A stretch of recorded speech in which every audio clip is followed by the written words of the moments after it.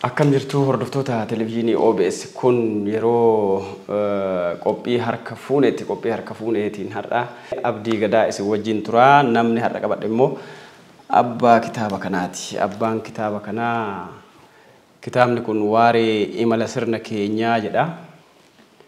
Maali waareen imala sirna keenyaa? Baga gara istuudiyoo keenyaa dhufte. Baga nagaan wayda. Bareedduudha maarree wal barraa. Anaan sila durayyuu wal barree meedaa wantoota wal barii abbaan kitaaba kanaa eenyu? Galatoomaa jechuun barbaada dursa. Carraa kanaa naa kennitanii sagantaa akkanaa gubbaratti argamu kiyyaaf galatoomaa jecha. Maqaan koo Muhammad Said Burqaa jedhama. Yaa'u hedduun irraa dhufee godina Arsii Aanaa Doddotaati. Yaa'u hojjetaa mootummaa seektara uumachumaa Aanaa Doddotaa san keessa hojjetu. Akka aadaatti odeeffadhe amma gosa balbalaa ibidda jira. Akkasitti illee naa himtaa yaadee ture. Akka ammayyaatti wal barree jedha. Wantoota illee akka ammayyaatti wal barree. Akkasuma. Kanaafuu amma Aanaa Doddotaatii dhuftee hojjetaa mootummaatii kitaaba kana barreessitee dhufte. Miseensa paartiiti. Miseensa paartii kam? Miseensa paartii badhaadhinaati. Hayyee miseensa paartii badhaadhinaati. Akkami bakka argannaa otoo dhufne? Waan rakkoon qabu paartiin kennaa iddoo namaa dhabeen beeku. Iddoo namaa dhabeen beeku rakkoo iddoon qabnu. Iddoon bashi. Isa dhumti koottaa malee. Tole wanni barreessite waan badhaadhinaati moo waan maalii kitaabni kee kun? Kitaabni koo waan bal'aaf keessatti qabateera. Keessattuu mata dureen isaa yaa waanuma tiree funtana kaaftisanii wal qabatee Waaree Imala Sirna Keenyaa jedha. Waaree Imala Sirna Keenyaa kana keessatti yaa'u Oromoodha waan bal'aa beeyta jedhee yaada. Waaree jechuun keessattuu Oromoon horii horsiisa. Abbaa horiiti. Tole. Horii gaafa bobbaasu ganama bobbaasa. Ganama subii waaree ganama bobbaasan. Eega bobbaasanii booda horiin suni gala. Yeroon horiin suni galuu fi sa'aatii yeroon sun horiin suni bobba'ee fi sa'aatii horiin sun galu gidduun waaree jedhama jechuudha. Kanaaf kitaaba kana keessatti yeroo sirni amma biyya kana bulchu sirni paartii badhaadhinaatiin hoogganamu yeroo hundeeffame irraa kaasee biyya kana bulchuu jalqabe irraa kaasee hanga ammaatti wanni jiru waaree jechuudha. Anis kitaaba kana keessatti wanni ani barreessu yaada paartiin kun hanga dhufe jalqaba irraa kaasee arga ammatti waan jiru ciminoota jiran rakkoowwan jiran akka carraa ta'e kitaaba kee keessatti wanni bal'aan isaa wanni paartiin biyya kanaa hojjete qabatama amma jiru wanni kitaaba kana keessatti taa'ee fi Oromoon sirna kana akkamitti tikfatu qaba. Akkamitti tikfatu akka qabuu fi baay'ina qabnu wajjin sirna kana tiifachaa akka hin jirre bittinnaa'uu kanarraa gara tokkotti akka dhufuu qabnu wal nyaatuu kanarraa immoo wal hammachuu akka qabnu. Keessattuu muummeen keenya Dr. Abiy Ahmed kitaaba ida'amu yeroo dabre baasa waggootaan dabran waggoota baay'ee keessatti kitaabota lamatu isaa maqaa isaaniitiin maxxane. Kitaaba kana keessatti ergaawwan baay'ee jira. Akka tasaa ta'ee biyya keenya keessatti namni kitaaba baay'ee dubbisu malee ergaawwan bal'atu jira. Hojiin guddaan hojjetamanii hojii kana hojii amma keessattuu paartii kanaan hojjetame kana namni ititee cimee hubatee beekee waa deeggaruu keessatti qabatamni biyya keenya keessa jiru rakkoodha. Waan kana ta'eef kitaaba tana fuula xiqqoo tanaan yoo waa ibse uummanni keenya kun bittinnaa'aa jiru kun wal nyaataa jiru kun kaabaa kibbaa wal bittinneessaa jiru kun yoo ilaaltu uummanni naannoo keenya baay'een isaa yeroo ammaa rakkoo bal'aa keessa jira. Rakkoo kana abbaa biraa osoo hin taane kan ofitti fide nuyi ana siitu fide jechuudha. Kana ofitti qabnee hayyuun nu qabnu jaarsi nu qabnu beekan nu qabnu bakka tokkotti walitti dhufee mari'atee ka ala jirus ka mana jirus wal beekee sirna waaree tanaa walitti dachaanee waaree jechuun walitti dachaanee waaree teenya keessatti mari'annee gara tokkotti dhufnee biyyi kun anaa fi si malee hin qabu. Uummanni kunis anaa fi si malee hin qabu. Miira saniin gara tokkotti dhufnee waaree tana keessatti waan kana yoo ilaalle gaarii ta'a waan jiru kana qabadhee dhufe. Imala hagaadhaatti jiru cuunfitee kitaaba kana lafa keetti. Akkasii. Waan akkasii jecha. Kaabinee baay'ichaa memmeeqa miseensa taate? ani hooggansa mootummaa osoo hin taane miseensa paartiitti yeroo seektaroota haga 6-7 hoogganaa ture yeroo musaan muraasaas hooggansarra ka'e hooggansarra illee yoo ka'e hooggansuma keessa jira jechuun miseensa paartiiti. Maaliif si jedhe seete duraan amma kaabineen waa'ee kitaaba barreessuu miti wanni ofiitu barreeffachuu irra rakkatu karoorumaa fi waan hojjechuuf jedhanii fi waan hojjetanii kanuma waajjira isaaniitu cuunfanii waan tokko qopheeffachuu irrattu warruma wanni itti gadi ni hojjetama gara jalaa kanatti ni baay'ee bakka kananii waan akkanaan barreessanii jalqabdanii jechaaf egaa hundi keessanuu erguma muummee ministeera kitaaba barreessee as akka fakkeenyatti waan kana eegaluuf deemtu moo jiraatus sirna amma keessa jirnu sirna ofii keenyaa ijaarre Oromoon ofii keessaa alaan ijaare kana akka kanatti wanni ititee lubbuu qabu as baheen ture. Maaliif ilmoon abbaa fakkaatti gubbaa yoo ilaalte gubballeen akkuma jirtu san haala gaarii keessa jira waan ta'eef hooggansi keenya baay'ee ministeeruma keenya muummee keenya fakkaata jechuudha. Qabatamni isa guutumaan guutuuf ta'ullee baatu haalli jiru fooyyedhaa waan jiru kana kaasuun barbaada. Namni waa barreessuu waa dubbisuu kanatti deemaa jira jechaadha. Kaabineen mootummaas miseensi paartichallee faanuma muummicha deemuu barbaaddu jechaadha. Imalli akkasuma. San keessaati fakkeenya tokko. Kitaaba keessatti boqonnaa meeqa qaba seeti kitaabni kee baay'ee guddaadha kitaabni itti barreessite garuu wanti hojjetamee gammatti yoo barraa'e kana olis ta'uu danda'a gara boqonnaa 12ti. Akkas. Rakkoo keessoo keenyaa qaala'insa fi jireenya geejjibaa fi oolmaa abbaa taayitaa fi daandiiwwanii seektarallee hojii isaa lallaalticha adda addaan ashaaraa magariisaa fi injifannoo keenya feesbuukii fi dardara maal jechuu barbaadde? Feesbuukii fi dardara jechuuni oolman dargaggeessi keenya oolu dardarri kun bakkeen inni oolu bakka feesbuukiiti jechuudha. Feesbuukii kana keessatti sooshaal miidiyaan akkuma waan gaarii karaa gaarii si oofu bu'aallee irraa argattu guyyaa guutuu dargaggeessi keenya kun akkuma nama dhukkubee gubbaa ciisaa oolaa jechuudha. Tokko ofii rakkoo keessa galee inni lammataa immoo qaamolee garagaraa kan arrabsaa oolaa jechuudha. Maali isaa kan hin beekne waanuma ati gooteef waan ibalu like godheef yookaan share godheef kan share godhe waan isaa kan beekne jechuudha. Rakkoolee akkasii sanii fi feesbuukii fi oolmaa dardaraa jenna. Kanaaf kana keessaa bahee dargaggeessi keenya humna qabuun beekumsa qabuun waan am kaleessa itti ciccinee itti dhumne san deeggaruu qabaa jechuudha. Hin irraanfannee feesbuukii bara oolaa jirra waan ta'eef kana keessaa bahuu qabaa jechuu barbaadeeti. Mata durettiin tuni amma qeeqa feesbuuk irratti qabdu keettee jechaadha. Akkasi. Moo waan gaarii feesbuuk irra hojjete keette? Gaarii lakkuma jiru badaan hin jira jechuudha. Seeraan illee naga tokko irra caalan qeeqa keesseerta.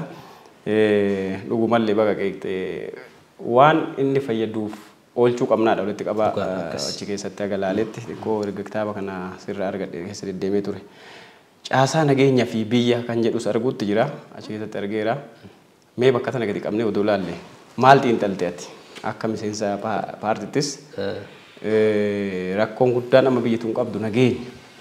Rakkoon guddaan gaheen guddaan mootummallee caasaa nageenya fi biyya jechuun biyyi caasaa nageenya yoo hin qabaatin qaama nageenyaa yoo hin qabaatin akka nama qullaa deemeti. Biyyi caasaa nageenyaa hin qabne hin jiru addunyaa kanarra ilaalte.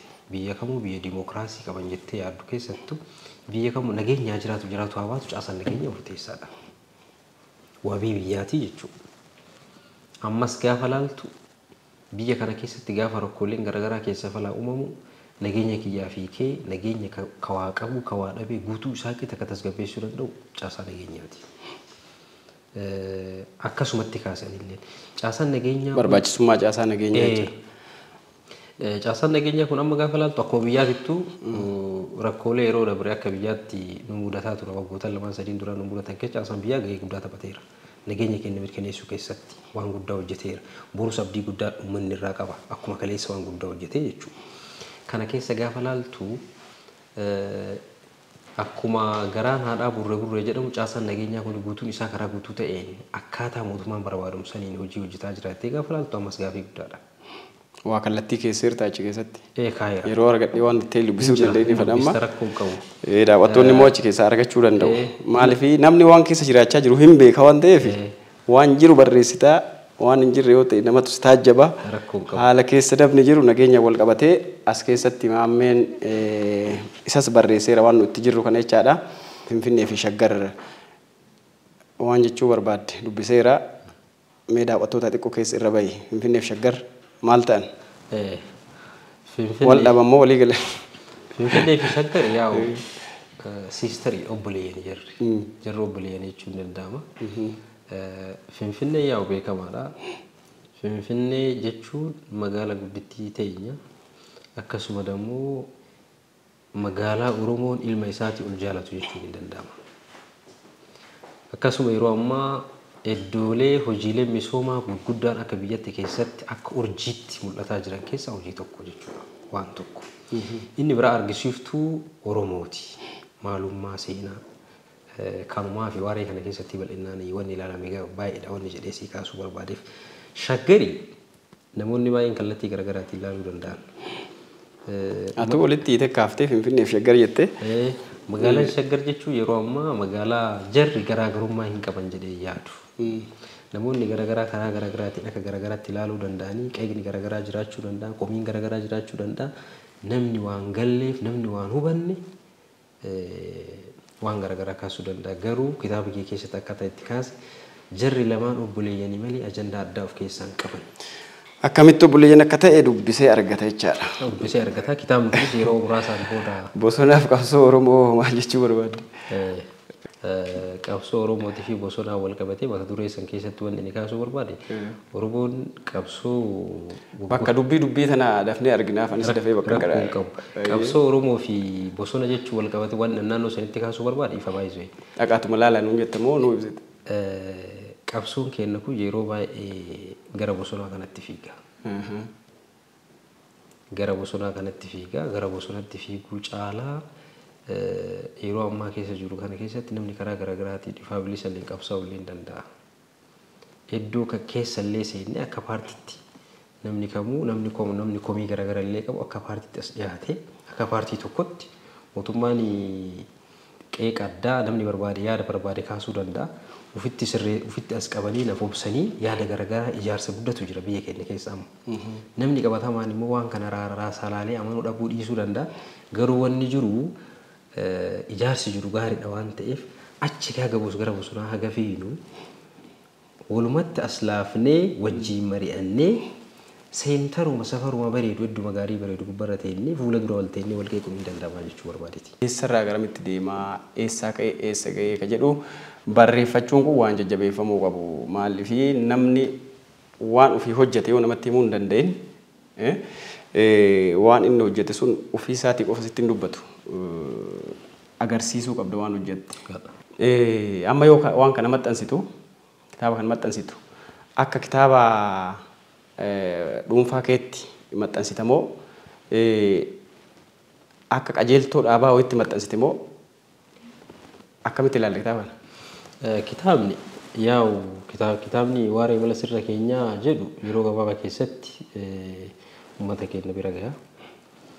Yaadni isaa yaada biyya kana guutuu yaada Itoophiyaa biyya kana tokkoomsuuf keessaa qaba. Hunda isaa jechuudha. Kan biraa kaayyoon kitaabicha kana kitaabni kun anillee yoo barreesse wanni ani as keessatti galateeffachuu barbaadu keessattuu ani miseensa waldaa dargaggoota Oromiyaati. Yeroo ammaa kana warri waldaa dargaggoota Oromiyaa isaa wajjin dubbanneerra. Kitaabni kun yeroo gabaabaa keessatti akka maxxanuu fi bakka qaamoleen mootummaa hundi jiranitti kitaabni waaree mala sirna keenyaa jedhu kun gara isaaniitiin akka maxxanu qaama dhimma bira gahuu qabu guutuu bira akka gahu kallattiidha wanni deeggaraa jiran haa galatooman jechuu barbaada carraa kanaanii. Maxxansuu isaarratti. Kan biraa immoo galiin kitaaba kanaa giddugala aadaa Oromoo godinaalee Oromiyaa fi magaalota Oromiyaatiif akka oolu ijaarsa. Galimti kitaaba kanaa guutuun saamu? Galima isaa guutuyyuu ijaarsa giddugala aadaa Oromoof kennuuf jetta? Giddugala aadaa Oromoo Ayyee. godinaalee Oromiyaatii fi magaalota Oromiyaa guutuuf ijaarsi isaatiif akka oolu. Pirezidaantiin keenya Obbo Shimallis Abdiisaa yeroo baay'ee fuula miidiyaatiin Oromoon duudhaa kaleessatti deebi'uu qaba waan jedhu kanatu jira. Anis keessa kiyyatti wantu santu jira waan ta'eef qabeenya qabaadhee yookaan wanni wiinarraa fi osoo hin taane uummata kana jijjiirama amma jiru kan haga tokko humna kiyyaa yoo deeggare waan jiru keessa kiyyatti waan uumameef. Kan biraa giddugalli aadaa Oromoo kun gaafa godinaalee fi magaalota guutuu keessatti ijaaramuu danda'e achi keessatti kutaa hawaasaa bal'atu fayyadama. Inni biraa Oromoon duudhaa isaatiitti deebi'a. Carraan dargaggoota biyya keenyaa guutuun hin uumama. Hayyoonni keenya, sooramtoonni keenya achi keessatti hafuura baafatu jechuudha. Iddoo hayyoonni keenya hafuura itti baafatan, sooramtoonni keenya hafuura itti baafatan, dargaggoonni keenya hafuura itti baafatan. Qaamni keessummaan iddoo kamiyyuu dhufa achi dhaqee aadaa Wallagga dhaqee taanaan aadaa Wallaggaa giddugala sanitti ka argatu, Arsii dhufe Arsiitti ka argatu, Shawaa dhufe Shawaatti ka argatu, Jimmaa dhufe Jimmatti ka argatu, Harargee dhufe ka argatu. Godinaalee hunda magaalota hunda keessatti ijaaramee maalummaa fi eenyummaa Oromoo guutuu ka ibsu ta'uu qaba jedheeti keessa kiyya kan jiru. Kaayoo akkasii qabatee waldeenni dargaggoota Oromiyaallee miira kanaan illee isaa wajjin dubbachaa akka turre qaamoleen as keessatti immoo shoora garagaraan taphatanii kitaabni kun akka gamanatti dhufee uummata bira ga'us deeggarsa garagaraa naa godhaa jiran jiru. Kitaabni kun immoo yeroo gabaabaa keessatti uummata bira ga'a jechuu barbaada. Wanni biraa bareeda. Wanni ati karoorfattillee kaayeffattillee waan gaariidha. Kanaaf faayidama uummataatiif maxxanfamaa jechaadha. akkasi. Itti miidhamtee cuuftee baasta waan ta'eef akkas waan akkanaa kana dabarsanii faayidaa uummataaf kennu waan salphaa miti. Nama beeku beeka jechaadha. Nama waan kanatti ifaajee isaa hanga beeku. Mee walumatti qabaa ka amma maal jetta warra akka keetii birootiin? Maal dhaamtaa akkam jetta? Namoota birootiif maal dhaamtaa ergaa xumuraa yoo gaafatte keessattuu amma karaa lamaanii kawaasiidhamuu barbaadu. Karaan tokko waan amma jiru kana waan amma akka biyyaatti keessa jiru kana sirna amma jiru kana waa'ee kitaaba kee keessa jiru kana kaasuu waan barbaadee fi baay'isee waan amma jiru kana katiifatu abbaadha. Abbatu tiikfata. Qumni kun ajaa'iba jettee ofirraa murtu keeti waan ta'eef yaaluun dirqama. Akkasitti ilaaluun barbaachisaadha. Wanni amma jiru jijjiiramni amma jiru qixa hunda keenya qixallee nutti mul'achuu baatu wanni amma jiru qabatamni amma jiru dhugaa dubbachuudhaaf waan fooyyeedha. Kanammoo caalmatti uummanni keenya kaawaa kibba dhiyaa jiru beekaa wallaalaan hayyuun hundi isaa beekee deeggaruun barbaachisaadha. Wanti ati akka salphatti alaaltu gaafa buruusee harkaa ba'e immoo fiidee dhaqqabuu dandeessu. Yaaltee bira ga'uu dandeessu. Miira saniin uummanni keenya qabachuun barbaachisaadha. Dargaggootaaf immoo kan dhaama barbaadu dargaggoonni akka kiyyaa akka keetii kun biyya kana keessatti gahee guddaa qabu. Biyya kanas boru biyya kana kan dhaalu dargaggeessa kana. Dargaggeessu kun gara hojiitti bobba'uu qaba. Oolmaa isaa sirreessuu qaba. Uf laaluu qaba. Waan barateen immoo hojjetuu qaba. Cal jedhamee hojii mootummaa qofa mootummaan nagaa carra jedhamee cal jedhameetuma iddoon taane oolurra carraa jiru hunda qabata. Carraa argame hundatti fayyadamanii jireenya isaanii fooyyessanii biyya amma warri biyya hoogganaa jiru sirreessaa jiru bareechaa jiru kana katiikfatu. Yoo har'a tiikfatte boru biyyi sun se'eedii jechuudha. Warri har'a biyya hojjetaa jiru immoo isaaniif malee ofiifi miti. Miira saniin kana qabatanii tiiksuun barbaachisaadha jechuu barbaadeeti. Galatoom.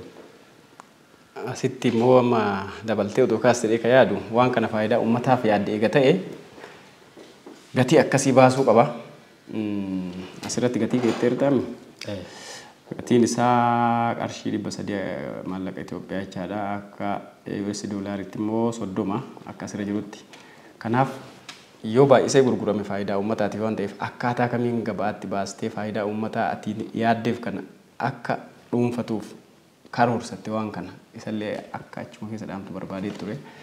Mee akkamitti gochuu barbaadde akkuma kitaabota kaanii eebbisuu eddamoo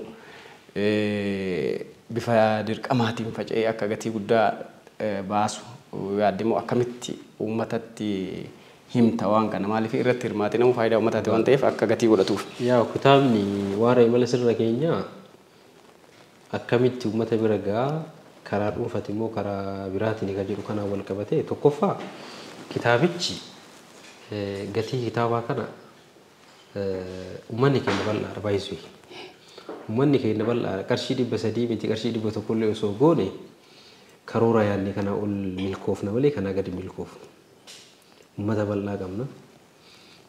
Ummata waa nama hubatu, waa beeku, kasiif hojjedha jettee miti dammoo abdii sirraa qabuun waan bal'aa sii godhuu danda'a waan ta'eef gatiin kun ani xiqqaadha jedhee yaadu uummanni keenya bal'aa waan ta'eef moor waa yaadni kana nu hojjetaa jedhee mannaa jedha. Irra guddaa immoo waldeen dargaggoota Oromiyaa wanni fooyya'oo jiraatiin fooyyessanii wanni itti dabalamoo jiraatiin dabalanii kadhatoo jiraatiin immoo hin hir'isanii qaamoleen kallattii garaagaraatiin immoo as keessatti hirmaatan yaada itti kennanii kitaabichi immoo akkamitti eebbifama kan jettee yaaddu kitaabichi immoo kitaaba sirnaati. Kitaabni sirnaa immoo bakka namni gurra qabu mataa qabu waa nama dhaga'u gurra isaa waa nama dhaga'e gatii qabu hedduu akkasitti eebbifama malee safaruma akkasitti xiqqaa akkasitti waan natti eebbifamu waan hin taaneef kitaaba uummataati. Wanni uummataa immoo bakka bal'atti bakka gurra qabattu bakka gaariitti eebbifamu waan ta'e miira saniin isinleen immoo carraa kanaan gaafsa hin argamtan jedhee yaada. Abshiira. Kanaafuu eebbifamuu waan hin hafne jecha. Waan hin hafne. Akkasitti na eegaadha keessattuu. Galatoomii hangama kiyyaan fixee yeroo duraatiif kitaaba kee jalqabaatiin hagana waliyyoo haasofne har'aaf nu ga'a. Yeroo gabaabatti kitaaba biraa fiddee immoo deebinee waltajjii miidiyaa irratti ammas akka wal arginu abdii qaba. Waan ammas hin jedhatan yoo wanni jettu jiraati. Kunuu carraan keetii ani xumure. Wanni ani jedhu kitaaba kana keessatti yaa wanni akka mootummaatti wanni jalqabarraa kaasee hundeeffama paartii kanarraa kaasee hanga ammaatti hojjetaman hojii bal'aan as keessatti taa'eera. Taa'eera waan ta'eef namni kamuu kitaaba kana bitee waa walii gala jiru. Qabatama as keessa jiru. Dhugaa jiru. Anis waymatu na qunxuutee barreesse waan ta'eef qabatama jiru guutuu isaa waan jiru kitaaba kana keessa hubachuu hin danda'anii. Uummanni keenya immoo uummata bal'aadha, uummata wal jaalatu, uummata waan bal'aa beeku. Miira kanaan kitaaba kana carraa akka mootummaatti maybe karaa waldaa dargaggootaatiin kitaabni kun eebbifama jennee kallattii saniin akkuma reefu sii kaasisan waan ta'eef carraa bira ga'e immoo namni kamuu kitaaba kana xumuraa dubbisuu qaba. Waanuma xiqqishuu waa reefu sii kaaseera. Aadaa waa dubbisuu biyya keenya kana keessatti baay'ee laafadha. Garuu kaayiroo waggoottan kanaan dura dabarsine caala haalli jiru fooyyedha. Daraan ammallee cimnee waa dubbifne waa tuudhee biraa deebi'uu osoo hin taane haga humna keenya dandeenyee dhiyeessuun barbaachisaa waan ta'eef poozitiivli jechuudha. Kana miira kanaan namni uummanni keenya bal'aan kana hubatee kitaaba kana guutuu isa jalqabaa kaasee hanga xumuraatti waan danda'u dubbisee as keessa waan jiru beekuun barbaachisaadha jechuun barbaada. Bakka sani kana ka jedhu hin jiru guutummaa dubbisaa yoo sanis ni gala. Akkasi. Fayyaa ta'e galatoom.